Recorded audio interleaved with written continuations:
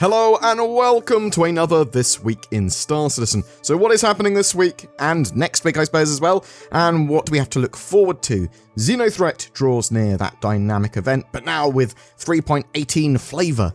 We are in the midst of a free-flying. 3.18.2 is coming out very soon. The PTU patch for that has had some updates as well, and there is going to be a very juicy Star Citizen Live this week, where devs will answer your development and gameplay questions. So let's start with This Week in Star Citizen from the CIG post. Thanks to everyone who jumped into the PTU over the weekend to give Alpha 3.18.2 a whirl. We are looking forward to rolling this out to the live persistent universe very soon. For those of you who might have missed it, the free fly is in full swing through April 20th. Star Citizen is completely free to download and play, so invite a friend to join your adventures in the verse. But don't forget about the referral bonuses. Recruiting a friend will grant you both a Kruger P52 Merlin for free. Check out the free fly referral bonus com link for details. Lastly, 'tis the season for bar citizens, as we see events popping up all around the world. If you're looking to hang out with other Star Citizen enthusiasts in the flesh, you can check out barcitizen.sc for a shindig near you. Also, if you're hosting an event, don't forget to let us know, and maybe your event will make it as a stop on our Bar Citizen World Tour 2023, like Sacramento, California, which we just added. Lastly, rumour has it that the return of XenoThreat is imminent. Be on high alert. So, this week in Star Citizen's schedule. So, Wednesday, we've got the roadmap update. You can probably expect sort of 3.19 features to be confirmed here. Maybe there'll be like another little feature added, and maybe the roadmap tracker will have a little bit of additions on there as well.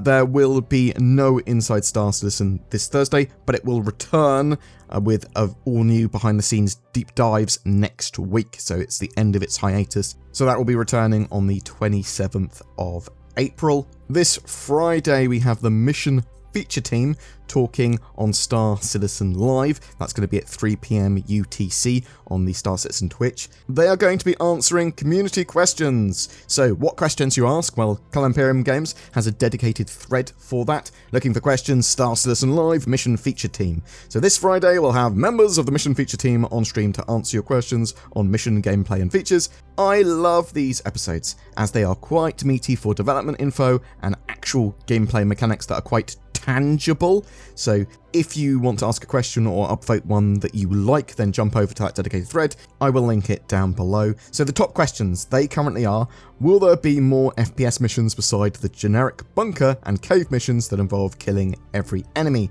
Something that involves ground vehicles like a convoy assault. So I'm almost certainly expecting the answer to be yes, and hopefully Cloud Imperium will go into some more details. What happened to dynamic mission givers? It seems the ones that we have need some love, and the ones that were once on the roadmap have never been seen again. What happened to Eddie Parr and the Tessa Bannister rework? That's a good point as well. What happened to the Crusader Orison outreach office for Crusader security? Though Cloud Imperium have talked a few times about Tessa Bannister, saying once we have sort of updates to scanning and potentially exploration stuff, then they'll probably re-add those missions. With the Herald and Mercury Starrunner in-game for some time, what's preventing or stopping us from having data running missions? Data as cargo. Really interested in seeing this. I actually think it's something we'll see this year, but Cloud Imperium should answer some more on that. Compared to the number of PvE missions, there are very few PvP missions. Can we expect to see any PvP missions in future, especially with Pyro? We do actually know that Cloud Imperium have got Ghost Hollow PvP mission lined up for 3.19.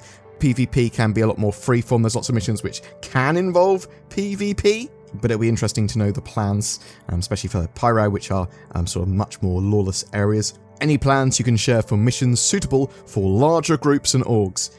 That's a really cool question. I want to know, because I desperately want org and large group missions. Obviously you can sort of choose how to do them, and you can choose the size of the group that you go with. Maybe some of these missions can actually be done quite stealthily, or parts of them done stealthily. Maybe there are going to be missions where you have to be in multiple parts sort of a planetary system or over the verse at the same time with different groups. So you can't actually do it. Just a couple of you need to do it with a larger group. Any insights on Bounty Hunting version 2 gameplay loop? I want challenging detective work. We do know that Cloud Imperium are working on this. The dynamic universe sim, bounty hunting, expanding out, bounties being seen in verse and that sort of tracking where they are, all that sort of jazz. Are there science or exploration missions planned? There's the bizarrely low-paying research scan help mission, but it's also one of the only science-based missions. And we do know that there are science and exploration sort of gameplay missions planned, but when and where and how, that would be quite good to learn. Currently, the only multi-crew missions are prohibitively difficult for new players, only unlocked through reputation, and can be soloed with enough skill. Additionally, all mission payouts when reputation are divvied up among party members, de-incentivizing playing as a group as solo missions pay far better. How are you planning to create multi-crew missions moving forward, specifically incentivizing new or casual solo players to join a group? That's a good question. Obviously, they do need to expand that out. They do want to have multi-crew as a sort of key part of Star Citizen that's really encouraged, that people really jump in, and that a load of randoms, a load of solo players can get together to multi-crew together. With the new ship components being physicalized for 3.19 with tracked beam gameplay, is there any plan for rare ship components to be loot rewards for ground missions? Ship components aren't truly physicalized for 3.19, but yes, you can. I suppose they're a lot more physicalized. It's just they're not finished with the resource management system and that sort of stuff, but you are able to move up to size 6 weapons, I believe, off ships, and up to size 2 components from the internals of ships, and then plug them into your ship, all that sort of stuff. A ship does need to be in either a soft destruction state, or the pilot needs to go, yes, you can detach my components first. But yeah, really looking forward to that. I think that's going to be absolutely fantastic. Get involved with that question thread if you're interested. There's a load more questions there, but those are the ones that are most likely to be asked at the moment. Could we have XenoThreat on the live servers for this weekend for 3.18.1? Maybe, but it could be that Cloud Imperium is saving it for 3.18.2 and it might be next week. 3.18.2 does seem that it's going to be turning up pretty soon. Cloud Imperium just seem to want to run that free fly event as soon as possible with 3.18.1 and then get 3.18.2 out the door. Remember, 3.18.2 is supposed to have a full wipe again. What about next week? What is happening next week? Well, Inside Star Citizen returns. That's going to be good. That's more news from Cloud Imperium, the start of a new season, effectively. 3.18.2, very likely to come out next week, but we'll have to wait and see if it is ready or not. XenoThreat, if it's not this weekend, then probably next weekend. No reason it can't be both. With that all in mind, Star Citizen Alpha 3.18.2 has had a new PTU patch as well. It's just a few little fixes.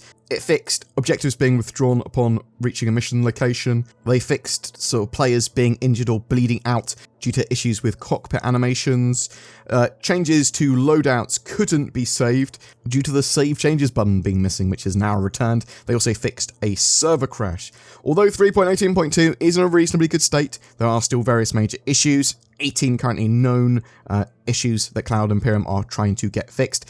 3.18.2 will be a platform for the release of 3.19. The more fixes they get in for 3.18.2, the more good it'll be for Fleet Week and 3.19. And because there's going to be another free fly there, and it's going to be a very advertised free fly, it is going to be a massive Star Citizen event and one of the biggest, if not the biggest, sale to date. At least in my opinion, although it's not going to have the most ships they've ever sold, it's because it's typically focused on combat ships, Drake ships at sort of the end of Fleet Week, and there'll be a few new concept or straight to flyable ships. What I mean is it's going to be the biggest moneymaker from CIG, from my point of view, from the sort of marketing they've been doing, and as long as the sort of build is good for 3.19, it doesn't have the same disastrous sort of launch that 3.18 did. I suppose only time will tell. Boom! I am really interested to know what you think, though. Are you playing 3.18.2? Were you playing it over the weekend? Did you get involved with the XenoThreat tests or the Jumptown 2.1 tests? What did you think? Are you looking forward to Fleet Week and Alpha 3.19 turning up next month? Are there any questions you want to ask in this week's Star Citizen Live? Whatever your thoughts, I'd love to hear from you in the comments below. The Tobii Eye Tracker 5 is on sale until the 19th of April. This gives you native high-precision head and eye tracking in Star Citizen. Very cool for general immersion, for combat both in ship or on foot. They are absolutely fantastic pieces of kit, and both Zin and I have one. Use the links below to grab one for 15% off or to find out more. Little Nord Riding Hood was on her way to Grandma's house. Upon arriving at her house, she called, "Grandma, are you home?" "Yes, dear. I'm on my laptop in bed." Upon seeing her grandma, she exclaimed, "Oh, Grandma, what long fingers you have." "Oh, the better to browse the internet, my dear." "Oh, Grandma, what powerful VPN protection you have." "Oh, the better to browse safely, my dear." "Oh, Grandma, what big eyes you have." "Oh, the better to enjoy my greater access to the sites I want to visit, my dear." "But seriously, get NordVPN or I will eat you."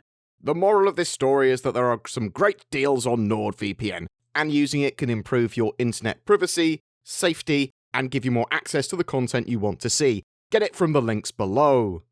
Every month we have a ship giveaway for April 2023. It's for a Drake Vulture, the light salvage ship. This will enable you to take to the stars, find wrecks and strip them, as well as craft some useful items with its onboard dispensary. It comes with lifetime insurance and a Star Citizen game package as well. All you need to get into the game, and all you have to do to be in for a chance of winning that, is comment on any of my videos made during April.